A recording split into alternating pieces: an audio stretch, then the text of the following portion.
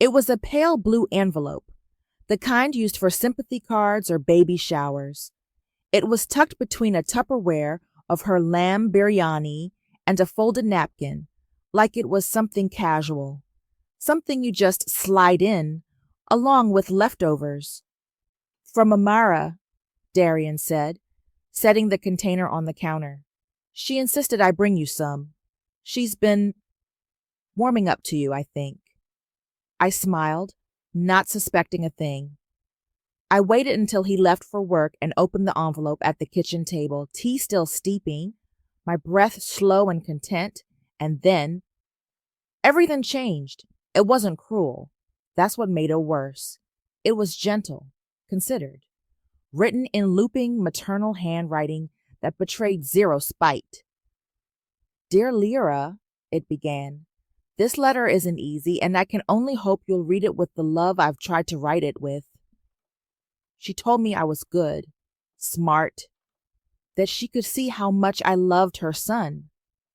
But she also told me that I was the wrong woman, that Darian had grown too much in the past year, and that being with me was pulling him away from the kind of life he was destined for. She mentioned his opportunities, his mentorships, his travel offers, his career in biomedical design. She said I was rooting him, holding him in place when he needed a fly. The letter ended with, letting go of someone before you become the reason they never reach their full potential. That is the greatest act of love. I read it 3 times.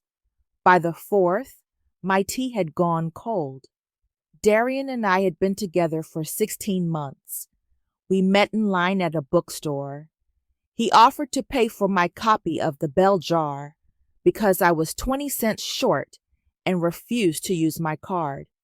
Our love was slow burn, patient, layered. We cried during the same documentaries.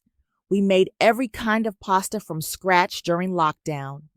And now his mother was asking me to walk away.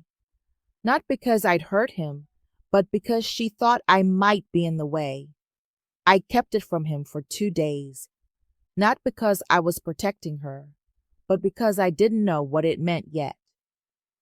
On the 3rd day, we were lying in bed. I couldn't hold it in.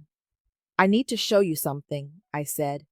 I handed him the letter, watched him read it, one brow arched, the muscles in his jaw tightening.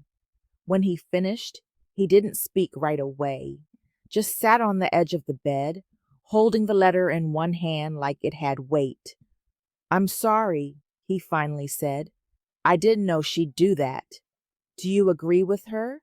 His head jerked up. No. You've passed on all those programs, I reminded him. The Berlin one, the cross-country lab opportunity. You didn't even tell me about half of them until it was too late. He looked stunned, then ashamed. I didn't want to leave you, he said. Or didn't want to, I asked. It's terrifying, realizing love might be mutual but mismatched, like 2 vines growing around each other, only to pull in different directions the moment the sun shifts. That night, we didn't sleep. We talked about us, about the way love can unintentionally limit, even when it means well. He didn't ask me to stay. I didn't beg him to choose. We kissed in the morning like people who still loved each other, but also like people who knew they wouldn't for much longer. And a week later, I moved out. He texted me 4 months later from Germany, said he was leading a project that had real promise. He hoped I was singing again, writing. I never responded. Not because I was bitter, but because the love was real. And sometimes, so is the ending. Would you stay with someone if you knew your presence might be holding them back, even a little?